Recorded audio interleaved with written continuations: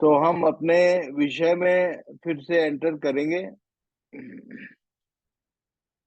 कल का होमवर्क सबने किया होगा, उसको टैली कर लेंगे। और उसके साथ साथ बेटा पढ़ो इसको।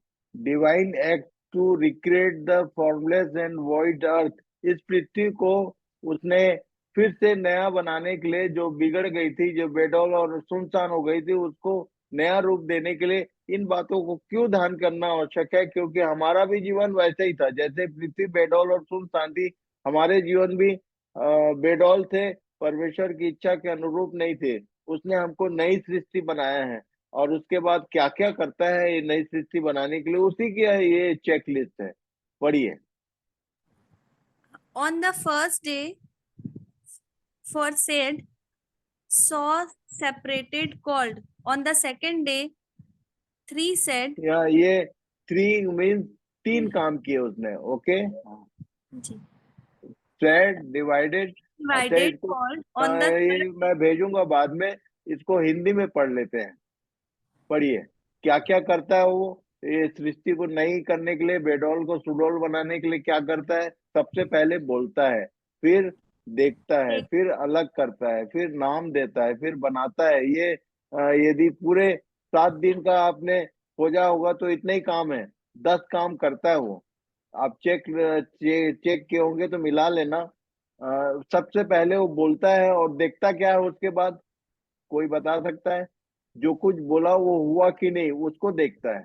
तो उसने कहा उजाला हो, और उसके बाद देखा कि उजाला हुआ कि नहीं। उसके बाद उसने नाम दिया, अलग किया, नाम दिया और बनाया, ठहराता है, सृष्टि करता है। इनमें से कौन कौन से काम आपके जीवन में पूरे हुए?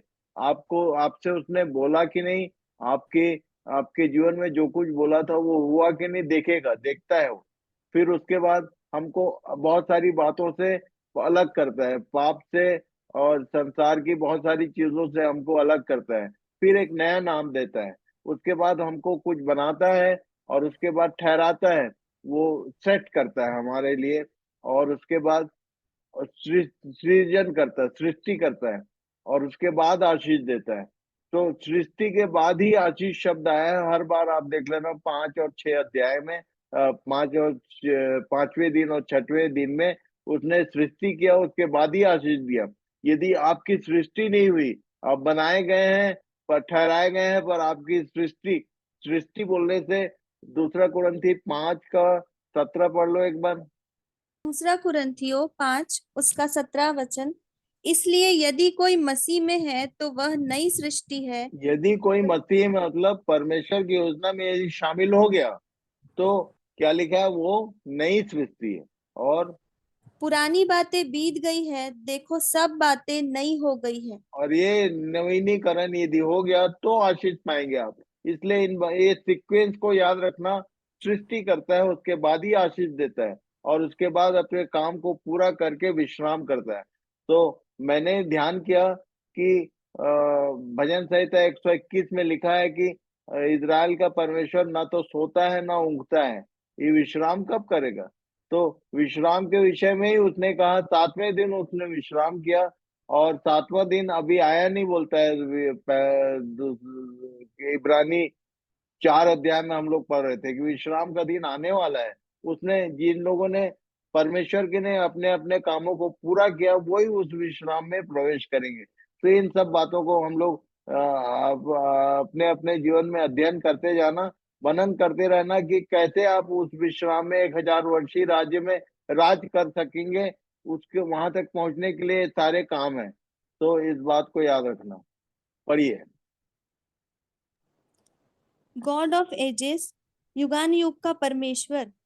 कुछ चीजों को, वो जो 7 दिन का हिस्ट्री मैंने बताया हुआ है, उसको ठीक से समझने के लिए आज फिर से कुछ विषयों को ध्यान करेंगे। ये जो परमेश्वर है उसके बारे में जो स्कॉलर्स है वो जानते हैं, उसको गॉड ऑफ एजेस, युगानु युग का परमेश्वर कहा जाता है। क्यों कहते हैं? इब्रानी 13 उसके 8 पद में लिखा। पढ़िए। यीशु मसीह कल और आज और युगानुयुग एक सा है। और यहूदा का 25 पद। उस अद्वैत परमेश्वर हमारे उद्धारकर्ता की महिमा और गौरव और पराक्रम और अधिकार हमारे प्रभु यीशु मसीह के द्वारा जैसा सनातन काल से है, अब भी हो और युगानुयुग रहे। खासकर हम लोग हिंदू बाहुल्य देश में रहते हैं, और यदि अपने हिंदू पड़ोसियों को या अपने मित्रों को यदि आप सुसमाचार प्रचार करना चाहते हैं, तो एक बेस्ट वे है, आपको मैं बताना चाहता हूँ, इस विषय को ध्यान कीजिए। युगों का वर्णन मसीही लोग बहुत कम जानते हैं, पर युगों के बारे में हिंदुइज्म में बहुत ज्यादा वर्णन है। युग मतलब क्या होता है, पढ़िए। युग, age means timeline, a particular time period. एक पर्टिकुलर टाइम पीरियड काहे के लिए, किसी विशेष काम के लिए किसी समय का ठहराया जाना, इसी बारे में इफिसियों 1 का 9 और 10 एक बार निकाल के पढ़ लो, फिर कल पढ़े थे हम लोग, एक बार फिर से निकाल के पढ़ो इफिसियों 1 उसके 9 और 10 को। इफिसियो 1 उसका 9 और 10, क्योंकि उसने अपनी इच्छा का भेद उस भले अभिप्राय के अनुसार हमें बताया, जिसे उसने अपने आप में ठान लिया था, कि समयों के पूरे होने का ऐसा प्रबंध हो कि जो कुछ समयों के पूरे होने का प्रबंध जिसको परमेश्वर ने ठहराया है, अलग अलग टाइम सेक्टर्स हैं, अलग अलग समय में अलग अलग काम उसके ठहराए हुए हैं। आगे कि जो आगे कुछ स्वर्ग में है और जो कुछ पृथ्वी पर है, सब कुछ वह मसीह में एकत्र करे। ये उसका फाइनल टास्क है, इसके बारे में वहां तक पहुंचेंगे हम लोग धीरे धीरे, बहुत सारी चीजें सीखेंगे, तब ये बात समझ में आएगी कि आखिर परमेश्वर ने ऐसा एक लंबा योजना क्यों बनाया, किस लिए बनाया। आज हम शुरू करेंगे, पढ़िए। हिंदू हिंदू भाई बहनों के लिए ये लोग, उनके साथ यदि बात करना है तो आपका ये नॉलेज उनके साथ बात करने के लिए आपका रास्ता खोलेगा, द्वार बनाएगा। पढ़िए। योगा एंड 10 अवतार्स, फोर सत्य युग, और 4 युगा एंड 10 अवतार। योगा एंड 10 अवतार्स, तो सत्य। बाइबल के ये परमेश्वर के वचन के अनुसार ही उन लोगों को कुछ आइडिया था जरूर, उसने उन लोगों ने इसको यदि हिंदुइज्म में जाएंगे तो ये सारी मिथ माइट्स बोलते हैं, ये मनगढ़ंत कहानियां करके उन लोगों ने युग और 10 अवतार का बात बोला, ऐसा बोलते हैं लोग। पढ़िए। सत्य और पहला त्रेता युग, युगा, ये पहला युग है, सत्य और त्रेता युग। इसमें क्या लिखा आगे? Matsya the fish, Matsya. Kurma the tortoise and the Varaha the boar, Narasimha the half man and half lion. तो इनकी सेकंड, कहानियां ये लोग जानते हैं अच्छे से। ये सत्य बोलते हैं, सत्य युग, सत्य या क्रेता युग। उसके बाद दूसरा क्या है? द त्रेता युग। द त्रेता युग, वामना एंड द्वार और परशुराम और राम का युग था ये। और उसके बाद तीसरा है द्वापर युग, और चौथा है कालकी युग। ये कालकी युग के विषय में आप जरूर बात कीजिए, पूछिए, बहुत कम लोगों को मालूम है। इवन जो पंडित लोग हैं उनको पूछिए कि कालकी पुराना कभी सुना है नाम, आपको सब लोग अपने सिर आंखों में बैठाएंगे और पूछेंगे कि इसको ठीक से समझाओ, पढ़ लीजिए। काल्की the fullness of God, white horse rider, destroyer of faith, corruption. ये काल्की, ये वर्णन जो है कालकी पुराना में, उसको बताया गया है कि ये वो परमेश्वर का परिपूर्ण अवतार होगा, परिपूर्णता दिखाएगा। कालकी the fullness of God, white horse rider बोलता है हमारे रेवलेशन में। व्हाइट हॉर्स राइडर किसको बताया? श्वेत घोड़े पर सवार।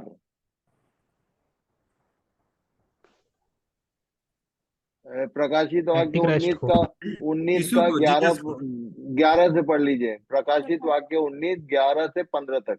इस 11 से 15, फिर मैंने स्वर्ग को खुला हुआ देखा, और देखता हूं कि एक श्वेत घोड़ा है, और उस पर एक सवार है, जो विश्वास योग्य और सत्य कहलाता है, और वह धर्म के साथ न्याय और युद्ध करता है। उसकी आंखें आग की ज्वाला है, और उसके सिर पर बहुत से राजमुकुट है। उस पर एक नाम लिखा है, जिसे उसको छोड़ और कोई नहीं जानता। वह लहू छिड़का हुआ वस्त्र पहने है और उसका नाम परमेश्वर का वचन है। स्वर्ग तो की सेना एक श्वेत वस्त्रधारी यहाँ है, और एक श्वेत वस्त्रधारी काल्की पुराना में है। यहाँ पर एक बार फिर से पढ़ लो, एक स्क्रीन पे, काल्की will be the final incarnation of Vishnu. आगे। foretold to appear at the end of Kalki Yoga, our present epoch, he will be atop a white horse, and his sword will be drawn blazing like a comet. He is herbiger of end harbinger, yes, harbinger of and time, time in Hindu. ये क्या इक्सियोलॉजी। astrology, and will destroy all unrighteousness and evil at the end of Kalki Yoga. तो इस विषय को यदि आप रखोगे उनके सामने, जो खासकर लिटरेट हिंदू है, तो आपके लिए वो लोग रास्ता खोलेंगे कि इसको ठीक से समझाओ। और इसको आप प्रकाशित वाक्य से अच्छे से समझा सकते हैं कि है कौन रियल में। पढ़िए। प्रेरितों काम 17, ये सब क्यों पढ़ना चाहिए, क्यों हमको जानना चाहिए? क्योंकि पौलुस भी इन बातों को जानता था। उसने जब मूर्ति मूर्ति पूजक जो विद्वान थे, जो जो उनके लीडर्स थे, उनसे बात करने गया, पंडितों से, तो उसने इसको कोट किया था। पढ़िए 17 उसने का एक इसको बाद में 17 का 16 से पढ़ लेना 30 तक, पर अभी 26 से 30 पढ़ लो। उसने एक ही मुंह से मनुष्यों की सब जातियां सारी पृथ्वी पर रहने के लिए बनाई है, और उनके ठहराए हुए समय और निवास के सिवानों को इसलिए बांधा है कि वे परमेश्वर को ढूंढे, कदाचित उसे टटोल कर पा जाए, तो भी वह हम में से किसी से दूर नहीं, क्योंकि हम उसी में जीवित रहते और चलते फिरते और स्थिर रहते हैं। जैसे तुम्हारे कितने कवियों ने भी कहा है कि ये हम कोट कर रहा था, जैसे तुम्हारे कितने कवियों ने, मालूम है, ऋषि उनको बोलते हैं जो आध्यात्मिक कवि होते हैं, पोइटर्स होते हैं। ये रामायण जो है पोइट्री फॉर्म में है, महाभारत जो है, जितने पुराण है, जितने वेदा है, सब पोइट्री फॉर्म में है। और इन बातों को जो ये लोग पढ़ते थे, ये स्टोइकी पंडित लोग, उन सब का ये जानकार था पौलुस। ये बोल रहा था कि जैसे तुम्हारे कितनों कितने कवियों ने भी कहा है, आप भी बता सकते हैं कि भाई तुम्हारे शास्त्रों में इसका वर्णन है, देखो जो बाइबल से हम बता रहे हैं। आगे पढ़िए। कि हम तो उसी के वंश भी है। सो परमेश्वर का वंश होकर हमें यह समझना उचित नहीं कि ईश्वरत्व सोने या रूपे या पत्थर के समान है, जो मनुष्य की कारीगरी और कल्पना से गढ़े गए हो। इसलिए परमेश्वर अज्ञानता के समयों में आनाकानी करके, जब हर जगह सब मनुष्यों को मन फिराने की आज्ञा देता है। अब हर जगह सब मनुष्यों को मन फिराने की आज्ञा देता है। तो ये बातें आपके लिए ओपनिंग डोर बनेगी इन विषयों को ठीक से समझने के लिए। और अच्छे से यदि समझना है तो आप अमन को मैसेज करना, वो यदि मुझे बोलेगा तो इसके विषय में अलग से एक, और इससे ज्यादा और डीप कुछ बातें उनके शास्त्रों से यदि समझने का है, तो उसके लिए अलग अलग से क्लास कर लेंगे। पर आज हम लोग अपने विषय में आगे बढ़ेंगे।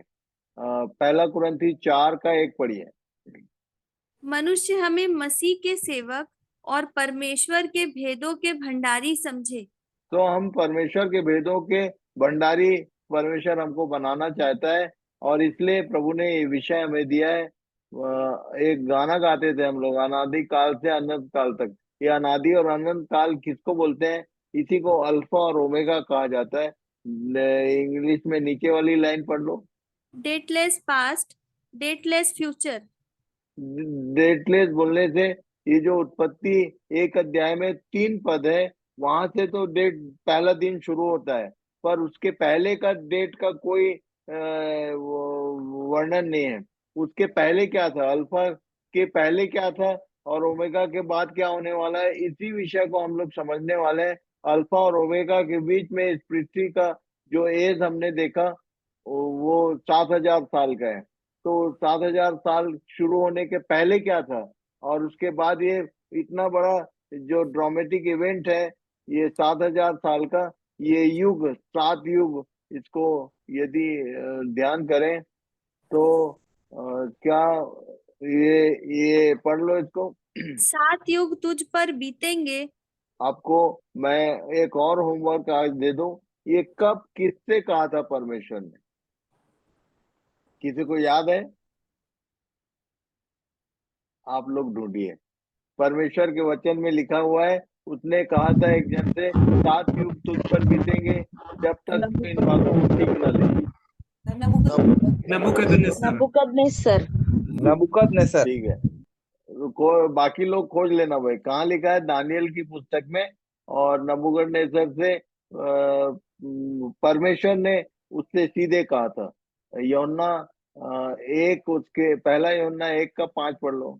जो समाचार हमने उससे सुना और तुम्हें सुनाते हैं वह यह है कि परमेश्वर ज्योति है और उसमें कुछ भी अंधकार नहीं। तो आज का हमारा विषय ये रहेगा कि ये परमेश्वर ज्योति है, उसमें कुछ भी अंधकार नहीं। तो उसकी सृष्टि में अंधकार आया कहाँ से? इसको, इस पर आज अपन अपना ध्यान लगाएंगे कि ये अंधकार किसने पैदा किया। पढ़िए। Heavens the kingdom of God. उत्पत्ति 1 उसका 1। आदि में परमेश्वर ने आकाश और पृथ्वी की सृष्टि की। In the beginning God created the heavens and the earth. तो हम लोग इस लाइन को सिंपल पढ़ते हैं कि परमेश्वर ने स्वर्ग और पृथ्वी की रचना की, पर स्वर्ग सिंगुलर नहीं है, बहुत सारे स्वर्ग बनाए उसने। ये स्वर्ग बोलने से बहुत सारे लोग को ऐसा लगता है कि कोई एक स्थान, जैसे पृथ्वी एक मटेरियलिस्टिक वर्ड है, वैसे ही स्वर्ग भी कोई ऐसी जगह है। और इसलिए स्वर्गीय वस्तुओं की बात होती है तो हम लोग वैसी कुछ कल्पना करते हैं। मैं आज आपको बताना चाहता हूँ कि ये हेवंस बोलने से क्या उसने बनाया था।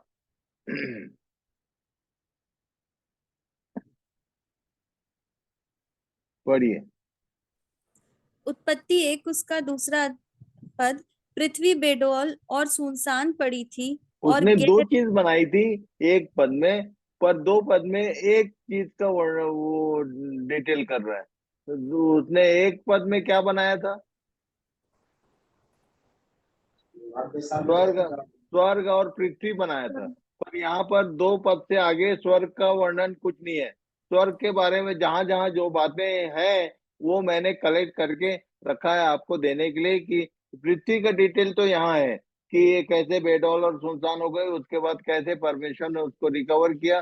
पर स्वर्ग के रिकवरी की बात कहीं नहीं लिखी है, स्वर्ग के विषय में कुछ इन्फॉर्मेशन नहीं है। स्वर्ग के विषय में क्या क्या हुआ ये मैं आज बताने वाला हूँ, इसलिए ध्यान से आप इन बातों को ध्यान लगाइए। पढ़िए। Dispensation of angels. स्वर्गदूतों का जो समय था, स्वर्गदूतों के लिए क्या प्रबंध परमेश्वर ने किया था, डिस्पेंसेशन ऑफ एंजल्स, इसके विषय में यदि ध्यान करेंगे तभी समझ में आएगा कि ये पृथ्वी बेडौल और सुनसान और अंधियारा क्यों क्यों ऐसा हो गया। इसको ये आज हम लोग ध्यान करेंगे। पढ़िए। First name, we call it the dispensation of angels. Angels were given rulership under God to administrate in his will and rule the earth and other planets. तो ये जो बात है, इसको कौन कौन से परमेश्वर के वचन में इसको कोट किया गया है? वो यशिया में है, यहेजकेल में है, मत्ती में है, इफिसियों की पत्री में और कुलुस्सियों की पत्री में, पहला पत्र, ये सब मैं भेजूंगा। ये सब मिल अभी पढ़ेंगे तो टाइम वेस्ट होगा, इसलिए आप लोग को बता दूं कि कुल मिला के ये जो ऊपर मैटर लिखा है, एंजल्स वेयर गिवन रूलरशिप, इसके विषय में कंफर्मेशन ये सारे वर्सेज करेंगे। इसको पढ़ लेना आप लोग बाद में।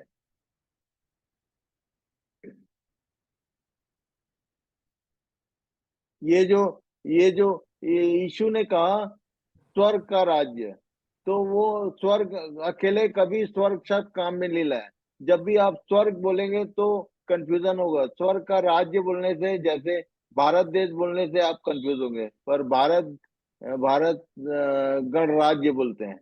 ये भारत देश का ये जो भारत सरकार यदि समझने के लिए बोले तो आप जहां जहां भी हैं, भारत सरकार कहाँ पर है? बहुत सारे लोग बोलते हैं भारत सरकार दिल्ली में है, तो यहाँ कोई चाइना सरकार है? सरकार बोलने से it is a system, kingdom बोलने से इट्स अ सिस्टम। और सिस्टम में जो पदाधिकारी होते हैं उसमें एक सिस्टम में ऊपर वाले तबके भी होते हैं, नीचे भी, और एक सिस्टम ऐसे काम करता है। जैसे मुख्यमंत्री है और दूसरे मंत्री हैं, फिर ऑफिसर्स होते हैं, फिर छोटे ऑफिस में छोटे पोस्ट भी होते हैं, पियून्स भी होते हैं। ये सब मिलकर एक सिस्टम को बताता है।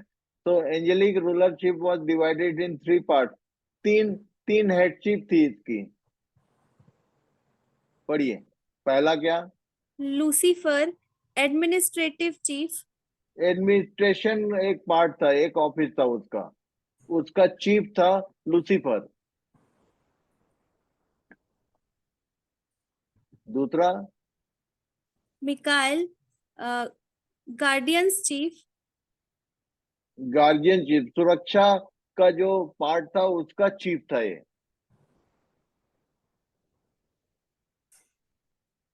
जिब्राइल मैसेंजर्स चीफ। ये मैसेंजर्स जितने थे, ये तीन काम थे वहां पर, और तीनों के तीन हेड थे, गैब्रियल, मिकाएल एंड लूसीफर। और तब लूसीफर जो था सबसे पावरफुल था, बोलता है। कितने दिन तक ये किंगडम चला? दूसरा दूसरा पॉइंट है, पढ़िए। Second, length of this dispensation from the time the earth was created in the presence of angels to the time of chaos and defeat of Satan in his invasion of heaven. तो इन बातों को समझने के लिए नीचे versus हैं, उनको पढ़ लेना आप लोग, कि ये ये जब से बना पृथ्वी, तब से लेके पृथ्वी पर जो फ्लड आया बोलते हैं, ये इसको सैटेनिक फ्लड बोलते हैं। पढ़िए।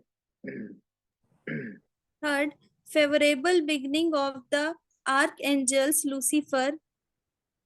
Every angel was sinless to begin with Lucifer, the ruling cherub of earth is described as perfect in the ways from the day that thou was created till inequality was found in the Ezekiel 28 verse 11 to 17, Isaiah 14:12 to 14. This scripture and picture his exalted position he had Jin a लोगों most को जिन लोगों favorable. को English में थोड़ी परेशानी है, मैंने अमन से निवेदन किया है कि इसको पूरा हिंदी में ट्रांसलेट करके आपको पीडीएफ में भेजेगा। मैंने उसको भेज दिया है, और मैं सोचता हूँ एक दो दिन में ये पूरा हिंदी करके भेजेंगे आपको। पढ़िए। Favorable beginning, and it would have remained to remain so had he not exalted himself in an effort to dethrone God.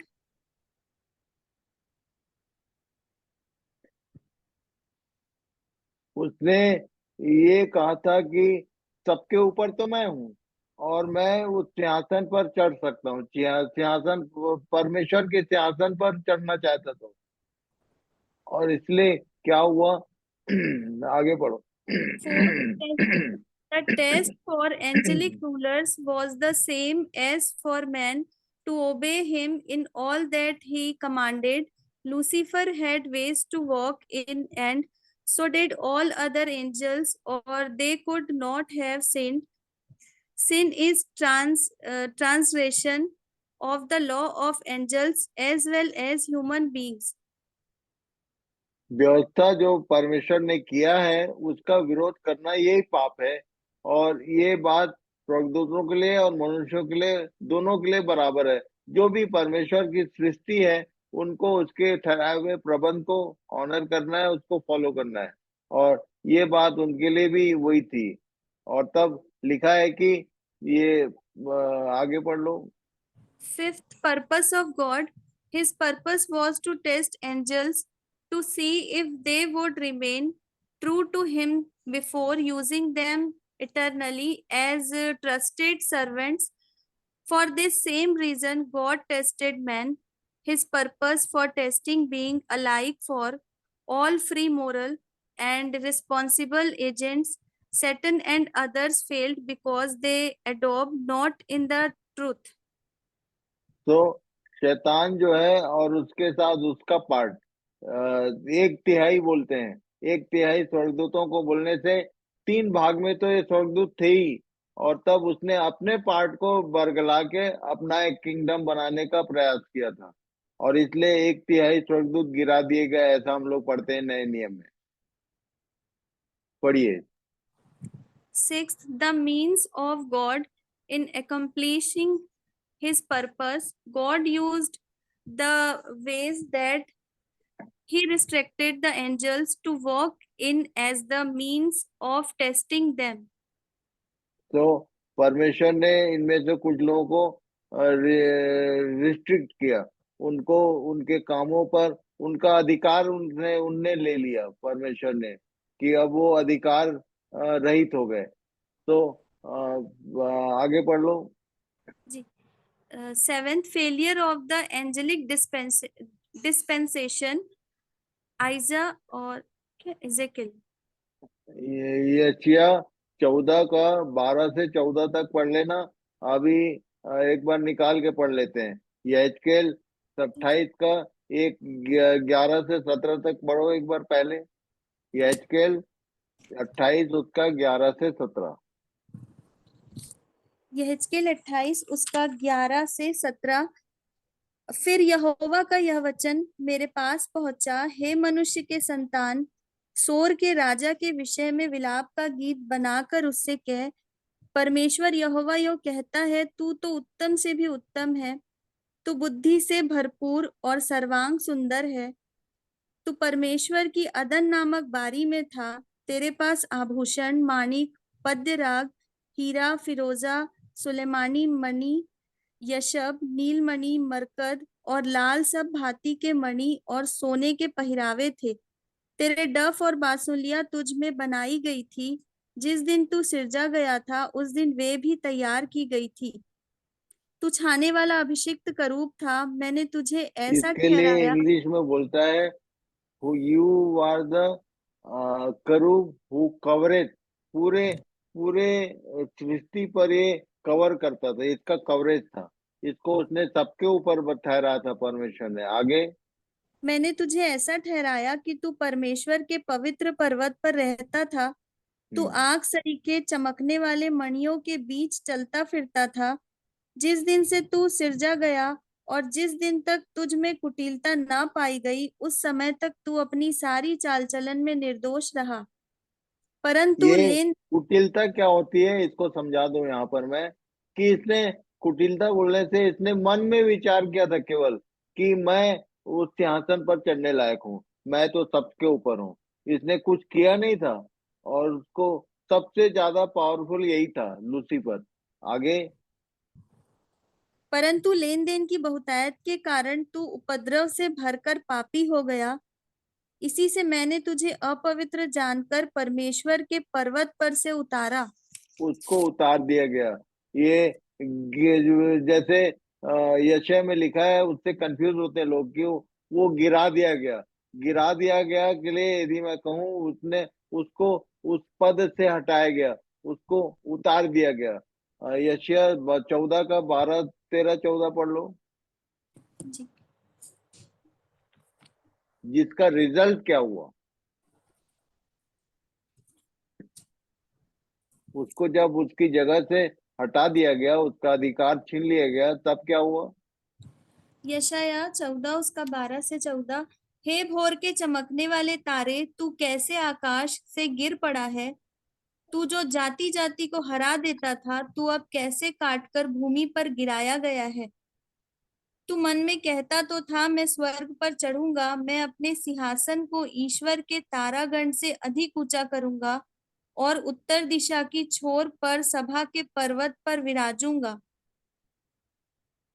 मैं मेघों से भी ऊंचे ऊंचे स्थानों के ऊपर चढ़ूंगा, मैं परम प्रधान के तुल्य हो जाऊंगा। यहाँ पढ़ लो एक बार स्क्रीन पे। जी। Some angelic begins fail to continue in the truth. John 8:44, and the ways which God made clear to them.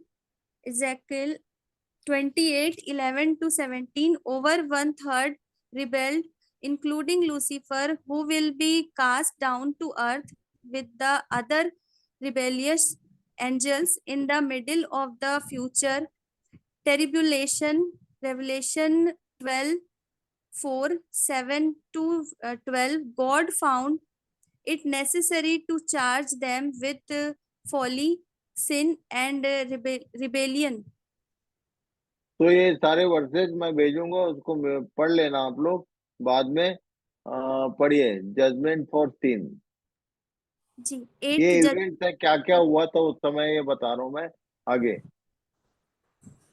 God prepared hell for the devil and his angels. Matthew 25:41. Some are in hell now. Second Peter 2:4. Jude 1:6-7. Lucifer and those is still loose with him will eventually be put into hell.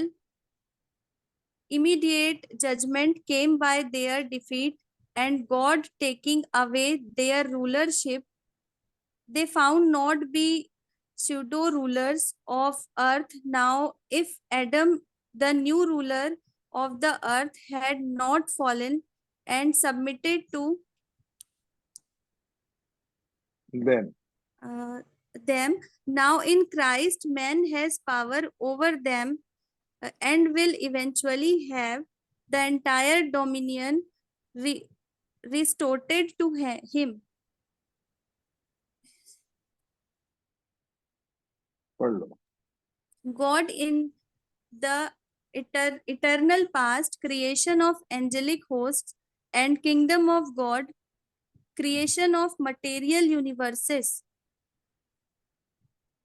तो उत्पत्ति एक एक में जो बनाया था उसने, ये उसके बारे में, creation of angelic host and kingdom of God. और तब उसने कैसे राज्य स्थापित किया, और उसमें सबको अलग अलग पद दिया, सबके काम थे अलग अलग। और उसके बाद उसने पृथ्वी को बनाया, मटेरियल यूनिवर्स जो है उसके अनुसार। और इसी पृथ्वी पर अदन नाम बारी जो जगह है, वहीं शैतान को उसने रहने के लिए दिया था।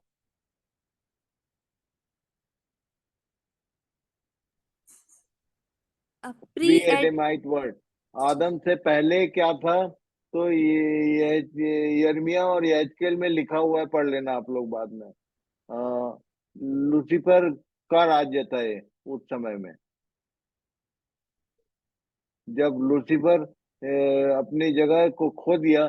तो उसके उसने क्या किया, उसने परमेश्वर की बनाई हुई पृथ्वी जो जो उसके अपने हाथ में थी, वो किसी को जैसे उसके विषय में यीशु ने यूहन्ना 8:44 में लिखा है कि वो तू तो आरंभ से हत्यारा है। उसने हत्या नहीं किया था, उसने केवल अपने रहने के निवास स्थान को रौंद दिया। उसने उसको बेडौल और सुनसान उसने क्रोध में आके किया। और ये अंधेरा कैसे हो गया वहां, इसके विषय में मैं जरूर बताऊंगा। पढ़िए। fall of Lucifer. uh, uh, ये क्या है? chaotic Chaotic chaotic word। word. And the earth became without form and void, and darkness was upon the face of the deep, and the Spirit of God moved upon the face of the waters.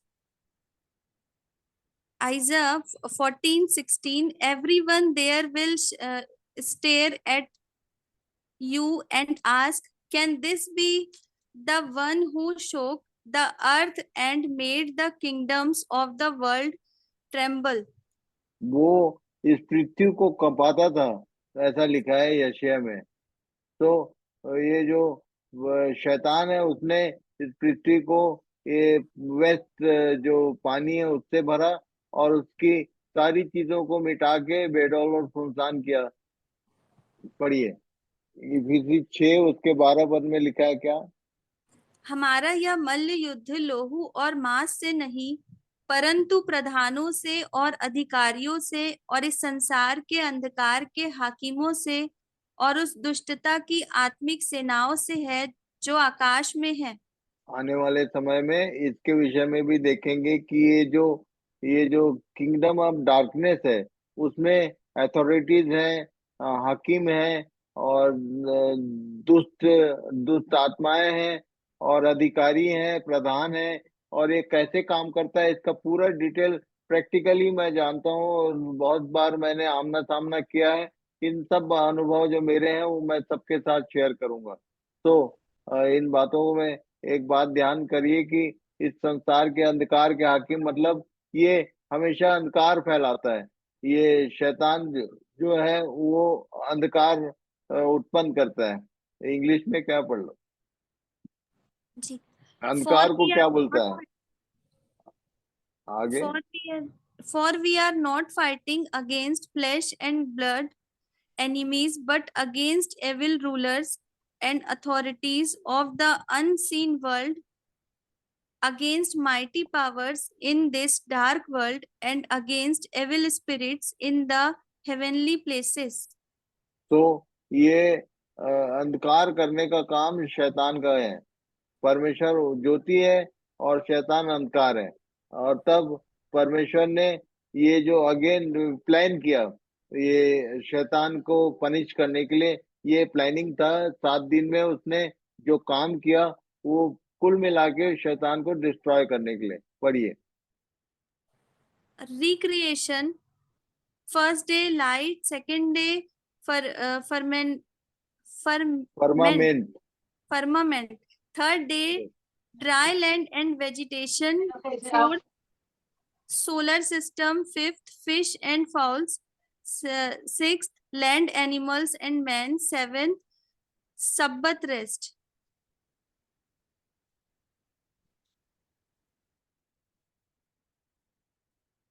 पढ़िए, edges जो बता रहा था मैं, ये versus को याद रखना। उत्पत्ति 2:15 से लेके 3:21 तक इसको इनोसेंस वे एज बोलते हैं, जिसमें ये लोग नंगे थे पर लजाते नहीं थे। ये अदन की बारी का स्थिति था। और उसके बाद कॉन्शियस एज, जेनेसिस 3:22 to 8:14 तक, जिसमें कैन और हाबिल का वर्णन आता है। और 6 अध्याय में उसके जायंट के विषय में लिखा है कुछ। फिर ह्यूमन गवर्नमेंट, जेनेसिस 8:15 to 11:32। ये इनको ठीक से आप लोग पूरा पढ़ते जाना, मिला मिला के, मैं छोड़ रहा हूँ। ठीक है, यहाँ पढ़ेंगे तो टाइम वेस्ट होगा। नूह का समय और बाबुल का जो वो खंभा था उसके विषय में। प्रॉमिस एंड कवनेंट, ये प्रतिज्ञा और वाचा का समय। उत्पत्ति 12:1 से लेके निर्गमन 12 के 33 तक, जिसमें ये कैरेक्टर्स है सब, अब्राहम, इजाक, याकूब और यूसुफ। उसके बाद पीरियड ऑफ लॉ, ये व्यवस्था का समय बोलते हैं। 12 के 38 पद से शुरू होता है निर्गमन, और ये मत्ती 2 के 23 तक जाता है। यहाँ तक ये व्यवस्था का समय था। उसके बाद पीरियड ऑफ ग्रेस, अनुग्रह का काल शुरू होता है। मत्ती 3 के 1 से लेकर प्रकाशित वाक्य 19 के 10 पद तक। उसके बाद क्लेश काल बोलते हैं, ट्रिबुलेशन। क्लेश काल शुरू होता है प्रकाशित वाक्य 6 का 1 से लेके 18 के 24 तक, जिसमें कलीसिया का उठाए जाने से शुरू होता है। कलीसिया को उठाए जाने के जस्ट बाद ये ट्रिबुलेशन, क्लेश काल, महाक्लेश काल और क्लेश शुरू होगा।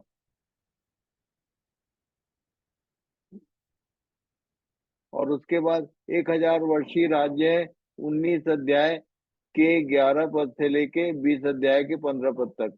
और 15 पद में इस पृथ्वी को आग से ताया जाएगा, रेनोवेशन ऑफ द अर्थ बोलते हैं। ये जो दूसरा पत्र 3 का 10 से आगे जो कुछ है वो यहाँ होने वाला है, मिलेनियम ईयर के बाद, 1000 वर्षीय राज्य के बाद। उसके बाद फिर वो इटर्नल फ्यूचर शुरू होगा। परमेश्वर जैसे जैसे अल्फा में था वैसे ही ओमेगा, मतलब आदि में जैसा था ये पृथ्वी, वैसे ही फिर से रिकवर हो जाएगा। तो इस बात को याद रखें आप कि परमेश्वर का मुख्य काम जो है, अपने उस बिगड़े हुए सृष्टि को फिर से रिकवर करने के लिए उसने 7000 साल का ये सारे इवेंट बनाए। युगानुयुग का परमेश्वर बोलने से उसका मतलब है। पढ़िए यूहन्ना 9 का 4। जिसने मुझे भेजा है, हमें उसके काम दिन ही दिन में करना अवश्य है। वह रात आने वाली है जिसमें कोई काम नहीं कर सकता। तो ये बताने का मतलब ये है मेरा, जो प्रभु ने मुझे सिखाया है कि परमेश्वर के काम करने के समय को दिन कहते हैं और शैतान के काम करने के समय को रात कहते हैं। और इसलिए पहले सांझ होती थी, फिर भोर होता था, रात होती थी, रात बीतने के बाद फिर से नया दिन होता था। तो पहला दिन हुआ, दूसरा दिन हुआ, सातवां दिन, सातवें दिन के बाद फिर रात नहीं है। रोमी 13 का 11 से आगे पढ़िए। उस समय को पहचान कर ऐसा ही करो, इसलिए कि अब तुम्हारे लिए नींद से जाग उठने की घड़ी आ पहुंची है। क्योंकि जिस समय हमने विश्वास किया था, उस समय के विचार से अब हमारा उद्धार निकट है। रात बहुत बीत गई है और दिन निकलने पर है। इसलिए हम अंधकार के कामों को तज कर ज्योति के हथियार बांध ले। तो इन विषयों को ध्यान करें कि ये जो पौलुस है वो बोल रहा था कि देखो, यीशु ने कहा था कि रात आने वाली है, पर ये पौलुस ने कहा कि दिन निकलने पर है। रात और दिन का जो नियम है, उत्पत्ति 1 अध्याय का, ये दोनों मिलके बोल रहे हैं। यीशु ने कहा रात आने वाली, और उसके बाद पौलुस कहता था कि दिन निकलने पर है। तो इससे पहले कि दिन निकल जाए, हम लोग अपने अपने कार्यों को पूरा करें। पढ़िए यशायाह 21 के 11 से 12, 11 और 12 पद में क्या लिखा है? दूमा के विषय भारी वचन, सेईर में से कोई मुझे पुकार रहा है। हे पहरुए, रात का क्या समाचार है? हे पहरुए, रात की क्या खबर है? पहरुए ने कहा, भोर होती है और रात भी। यदि तुम मतलब पूछना। दोनों चीज हो रहा है, भोर होती है मतलब परमेश्वर भी काम कर रहा है, रात भी। ये हम सब विश्वासियों का ये अनुभव है कि हमारे जीवन में परमेश्वर के काम भी होते रहते हैं, बीच बीच में सैटेनिक एंट्री भी होते रहती है, रात भी होता है। यदि ये बोलता है कि फिर पूछ, यदि तुम पूछना चाहते हो तो फिर लौट कर आना। मतलब इसका एंड क्या होगा इसको जानना है तो फिर आगे पूछो। एंड के बारे में प्रकाशित वाक्य 21 के 23 में लिखा है, इसको याद रखना। पढ़िए। और फिर रात न होगी और उन्हें दीपक और क्यों सूर्य रात ना की। होगी? क्योंकि 20 अध्याय में शैतान और उसके सारे सहयोगियों को आग की झील में डाल दिया जाएगा। शैतान का खात्मा होगा, उसके बाद ही रात नहीं होगी। जब तक वो है तब तक ये भोर, सुबह और शाम होते रहेगा। पर ये फिर रात और ना होगी। और उन्हें दीपक और सूर्य के उजियाले का प्रयोजन न होगा, क्योंकि प्रभु परमेश्वर उन्हें उजियाला देगा और वे युगानुयुग राज्य करेंगे। तो जितने लोग जो उसके नाम का भय मानते हैं उनके लिए मलाकी में एक प्रोफेसी की गई थी। पढ़िए। तुम्हारे लिए जो मेरे नाम का भय मानते हो, धर्म का सूर्य उदय होगा और उसकी किरणों के द्वारा तुम चंगे हो जाओगे। और धर्म का सूर्य कौन है? ये यीशु कह रहा था कि जगत की ज्योति मैं हूँ, और जब तक मैं हूँ तब तक दिन ही दिन में हमको काम करना है। क्या मतलब ये कि दिन की बड़ी ज्योति है। पढ़िए धर्म का और सूर्य तुम उदय होगा। जी, और तुम निकल कर पाले हुए बछड़ों की नाई कूदोगे और फांदोगे। हम लोग सब लोग इंतजार कर रहे हैं, यीशु आने वाला है। जब वो आएगा तो क्या होगा मालूम है? दिन हो जाएगा, रात का समय जाता रहेगा। और इसलिए प्रभु सहायता करे, हम लोग सब इन बातों को ठीक ठीक समझें और उसके अनुसार अपनी तैयारी करें और दूसरों को भी समझाएं, सिखाएं। पढ़िए इफिसी 2 का 10। क्योंकि हम उसके बनाए हुए हैं और मसीह यीशु में उन भले कामों के लिए सृजे सृजे गए जिन्हें परमेश्वर ने पहले से हमारे करने के लिए तैयार किया। जो जो काम हमारे लिए है, आप प्रभु से पूछो, प्रभु मेरे लिए क्या काम है, आप बताओ।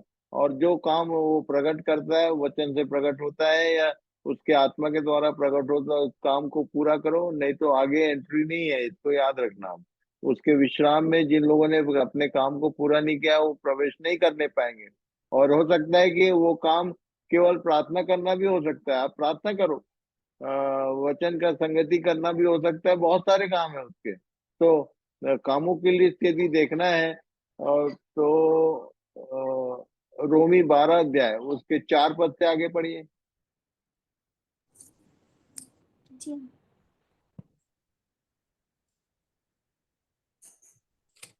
रोमी 12 उसका 4 पद से आगे एक रोमी चेकलिस्ट है, सिंपल, जो मैं बताना चाहता हूँ, पढ़िए। रोमियो 12 उसके 4 पद से आगे, क्योंकि जैसी हमारी एक देह में बहुत से अंग है और सब अंगों का एक ही सा काम नहीं, हाँ, एक ही वैसा सा काम नहीं है, किसी को कॉपी मत करिए आप, ये परमेश्वर के वचन में गाइडलाइन है, पढ़िए। वैसा ही हम जो बहुत है मसीह में एक देह होकर आपस में एक दूसरे के अंग है, जबकि उस अनुग्रह के अनुसार जो हमें दिया गया है हमें भिन्न भिन्न वरदान मिले हैं। भिन्न तो जिस भिन्न वरदान, भिन्न भिन्न रूप से हम ठहराए गए हैं, ये याद रखना। वो हमको यदि नया बनाता है तो हमारे लिए कुछ ना कुछ उसके पास है काम, पढ़िए। तो जिसको भविष्यवाणी का दान मिला हो वह विश्वास के परिमाण के अनुसार भविष्यवाणी करे। भविष्यवाणी का मतलब क्या होता है, सिंपली समझा दो आपको, कि यदि आप एक जन को बताते हैं कि देखो भाई ऐसा ऐसा होने वाला है, और उसके लिए तैयार करो, तैयार रहो, और नहीं तो एक एंड आने वाला है, यदि आपने इतना बताया तो ये भविष्यवाणी ही है और कुछ नहीं, कि आप उसको बता रहे हैं कि आगे क्या होने वाला है। प्रभु सहायता करें, इन बातों को समझे। भविष्यवाणी बोलने से ये जो दुनिया में जो भविष्यवाणी होती है उसकी बात नहीं कर रहा हूं मैं। ठीक है, आगे पढ़िए। यदि सेवा करने का दान मिला हो तो सेवा में लगा रहे, हम्म। यदि कोई सिखाने वाला हो तो सिखाने में लगा रहे। लगा जो रहे मतलब उपदेशक प्रेजेंट कंटिन्यूस टेंस है ये। जो काम मिला है उसमें लगा रहे, लगे रहो उसमें, आगे। जो उपदेशक हो वह उपदेश देने में लगा रहे। दान देने वाला उदारता से दे। जो अगुवाई करे वह उत्साह से करे। जो दया करे वह हर्ष से करे। प्रेम ये निष्कपट चेकलिस्ट हो। है, इसलिए इसको पूरा पढ़ लेना आप लोग, और अपने लिए प्रभु से पूछो कि प्रभु इसमें मेरी कौन सी जगह है, उस काम में लग जाओ। लगे रहे, लगा रहे बोलता है बार बार। इफिसी 2 का 10 पढ़ लिए हम लोग। तो प्रभु सबकी सहायता करे। आज यहीं रुकेंगे हम लोग। बहुत सारी बातें हैं जिसको हम लोग आगे के समय में और सीखेंगे, कि आखिर परमेश्वर ने अपने सारे काम को प्रैक्टिकली किया कैसे है। जो जो पहला अध्याय है, जो सृष्टि का वर्णन है, वो ब्लूप्रिंट है उसके कामों का। 7,000 साल के कामों का ब्यौरा है वो। मैं कल बता रहा था उसको भी, यदि आप ठीक ढंग से अपना मन लगाएंगे तो वो सारी बातें प्रकट होंगी। उन बातों को बार हम लोग ध्यान करेंगे। तो एक बार फिर से हम यहाँ पर समाप्त करेंगे। और मैं निवेदन करूंगा, वह भाई यदि हैं तो वो उनको हैंड ओवर करता हूँ। अच्छा, मन है?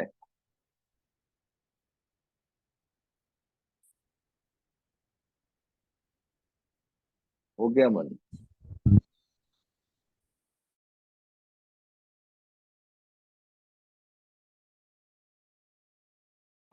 जी पापा, आप हैं ना? आप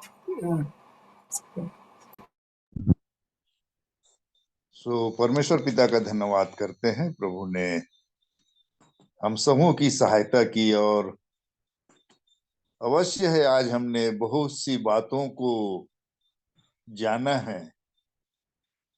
प्रभु मेरी और आपकी सहायता करे कि ये जो वचन हमारे सामने और जो परमेश्वर की बातें हमारे सामने खुली हैं, उसमें बने रहने में, और जो भी उद्देश्य से प्रभु ने मुझे और आपको अपनी नजदीकी में बुलाया है, उस काम को हम पूरा करते चले जाएं। सो मैं परमेश्वर पिता का धन्यवाद करता हूँ, भाई शेखर का भी धन्यवाद करता हूँ। भाई ने अद्भुत रीति से हम सबों की सहायता की। आइए प्रार्थना में जाएंगे। यदि कोई प्रार्थना करना चाहते हैं तो अवसर है। वचन के प्रकाश में यदि कोई भी प्रार्थना करना चाहते हैं तो अवसर है आपको। प्रेरित स्वर्गीय पिता, हम यीशु मसीह के नाम में, यीशु मसीह के पाक लहू में धुल के आपके अनुग्रह दया के सिंहासन के सामने हम सभी जो आज जूम मीटिंग में मौजूद हैं आते हैं प्रभु, और आपको धन्यवाद देते हैं पिता परमेश्वर, क्योंकि आप हमें जय के उत्सव में लिए फिरते हैं और अपने ज्ञान का सुगंध हमारे द्वारा हर कहीं पे फैलाते हैं। पिता परमेश्वर, आपको धन्यवाद देते हैं शेखर भैया के लिए और इस जूम मीटिंग के लिए। पिता परमेश्वर प्रभु, उन्होंने वचनों के भेदों के रहस्यों को पिता परमेश्वर परत दर परत खोला है खुदा परमेश्वर, और आपने उन्हें ऐसा ज्ञान दिया है पिता कि आपने उन्हें भेदों के भंडारी बनाया है।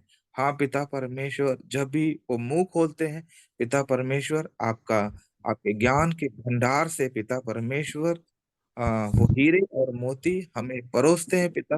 आपको धन्यवाद देते हैं पिता परमेश्वर, ये वचन हमारे हृदयों में प्यारे परमेश्वर पिता एक रोशनी के समान चमकने पाए प्रभु, और उस वचन की ज्योति से हम अपने जीवन को प्रकाशित कर सके, और हम अपने ही नहीं पिता परमेश्वर पर दूसरों के जीवन को भी प्रकाशित कर सके। ऐसा अनुग्रह होने दे पिता परमेश्वर। प्रभु, आज आपके दास ने सिखाया प्रभु कि उस काम को करते रहो, लगे रहो। हाँ पिता परमेश्वर, ऐसा हमें अनुग्रह दे कि हम सभी पिता परमेश्वर जितने आज उपस्थित हैं प्रभु, उन कामों में लगे रहें और उन कामों को करते रहें। पिता परमेश्वर, आपने हमें चुना है, आपने हमें ठहराया है, आप ताकि हम फल लेके आ सकें और आपका फल हमारा फल बना रहे। ऐसा अनुग्रह होने दे पिता परमेश्वर।